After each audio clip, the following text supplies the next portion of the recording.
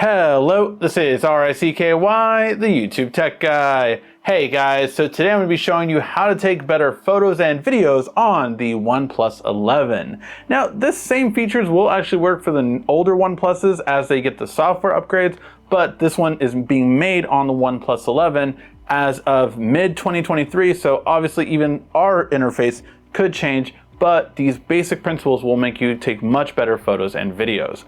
So first off, the one thing you should know right away is if you double click the power button, you will launch the camera right away. So if you double click it, bam, you instantly launch the camera right away, you're ready to go and take some lovely photos and videos. So that's just one thing you should know from the get-go. Now the second thing you should know is anytime you take a photo with this phone, there's one thing you should be doing, and that is lowering what's called the EV on the photos.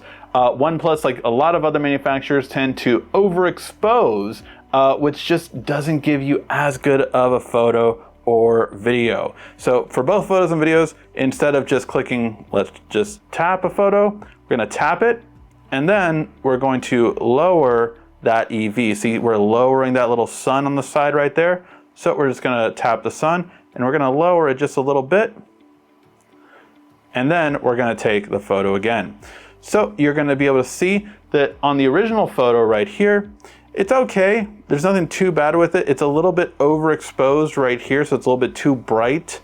And then when we go to the second one we took, much more detail, much more depth in colors, and these are very much so more muted as well. So you're gonna get much better quality over time as you see with this. Now I did move a little bit where I can't have the exact same one, but even this one, which doesn't look black, looks a lot blacker here. And the text is also not as good on this one as it is on here. Just very much those little details, and every single photo you take, you'll notice it's gonna be much better if you just tap it and just lower that little sun just a little bit from what you naturally have it at. So that is going to be your first really big improvement. Then the next thing is going to be you can do retouches and filters if you want to, but retouches is going to be like getting rid of stubble, acne, wrinkles, all those kind of things. But the more you do it, the worse off it's going to be. I would only ever do it to about 30% or so. Around this range, you're okay. But other than that, turn it off. Obviously, much more for selfies as I would use it for than anything else. Then these little three dots over here are going to go through a couple of other things. So for one, you can do a high-res shot, which you only want to do in bright daytime settings where maybe you're taking a landscape photo, but otherwise always have that off. HDR, good to always have on, just have it on auto and you're good to go. The auto macro, I don't personally care for it that much, and it automatically switches. So if you ever get too close, bam, it switches to auto macro. It's not as good of a lens because it's switching to the wide angle one, but you should know that it will switch back automatically when it's not needed anymore.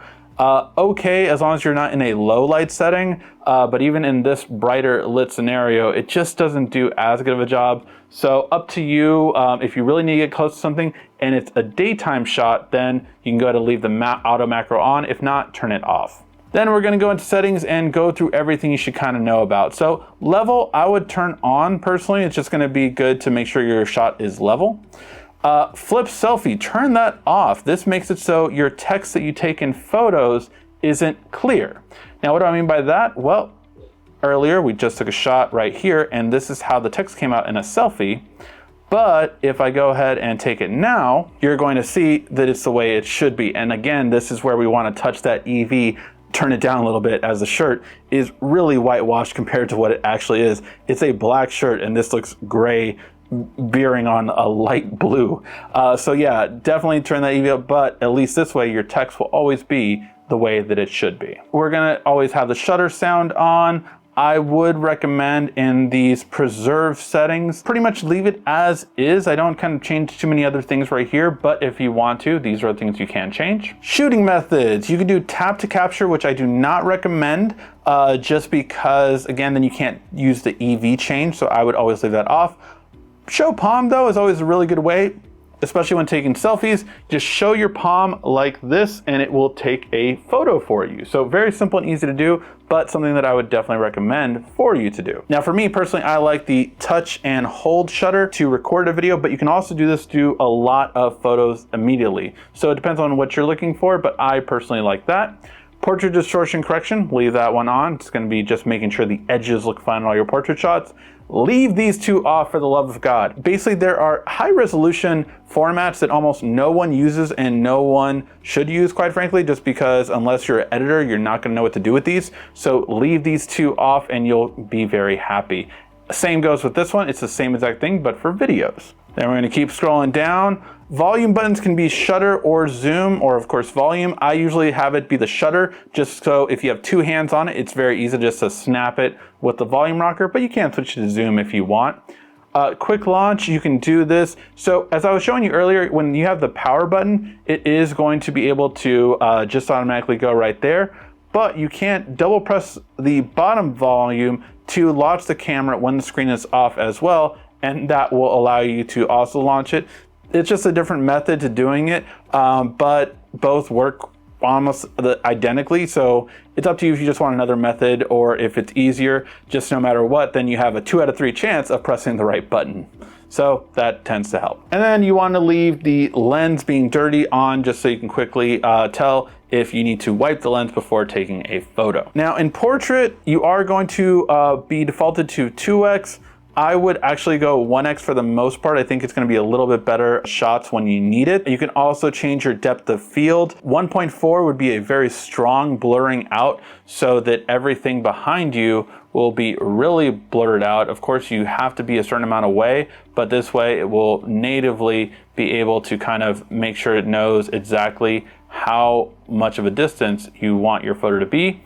And then it will really blur everything out after it processes everything. But you have that nice blur effect when needed. I always do 1.4. It's how I shoot this video, by either 1.4 or 1.8. It gives that really nice blurring background quite nicely. Now in the different modes, you do have a lot of extra things, such as Pro Photo. Movie is basically pro video quality, long exposure, all these different fun things. The main things I would say most people are going to use are panorama, slow motion, and dual video. Dual video is one of my favorites just because you can actually use both lenses at the same time. So I really like that. I like this version a lot more just because you can really vlog with this. People can see what you're shooting and see yourself in the video, and it makes a really great scene. So I just love this one the most, but you can really kind of play around with it and have the ability to do this. But then let's move on to the video. So first and foremost, the main thing you're going to want to do is tap this little area over here and go to 4K resolution. So I would always shoot in 4K with this phone. Next up though, I would change the frame rate to 60. That's going to be the best way of shooting videos that this phone can do. It'll really stand out, really be great quality, and I highly recommend it. After you shoot photos at this frame rate, at this resolution, every one of your friends will give you comments on how good the videos look. And those are going to be some of your main highlights. You have night mode, you have your selfie taking ability, hello everyone, and you have all these abilities. In these, you don't have too many of the differences. They're all going to be very similar to how the last ones were, including the video quality. You only have between 1080 and 720, still no 4K unfortunately, but overall a really good quality that you're going to be able to use with on the front. Leave HDR on, make sure that it's nice and easy for it. Again, you can have that palm up right there, and you can take a self-timer selfie, very simple and easy, and everything else will be, again, the same on the settings. So hopefully you did like this video, and hopefully you're going to be taking much better photos and videos in the upcoming times you have with your OnePlus 11. Let me know in the comment section if your photos and videos dramatically improved. Remember, having that little sun EV go down for both photos and videos will improve them dramatically, and definitely you will have a wow factor in all of your videos after switching to that resolution and frame rate. Let me know what you guys think in the comment section down below. Do you want me to go over the editing portion of the photos and videos for the OnePlus 11? Let me know in the comment section. Thank you as always so much for watching. This has been RICKY, the YouTube Tech Guy. Thank you so much again for watching. Make sure to like, subscribe, and comment down below. Also, follow me on social media at YouTube Tech Guy. And check out some more great tech videos on your screen right now.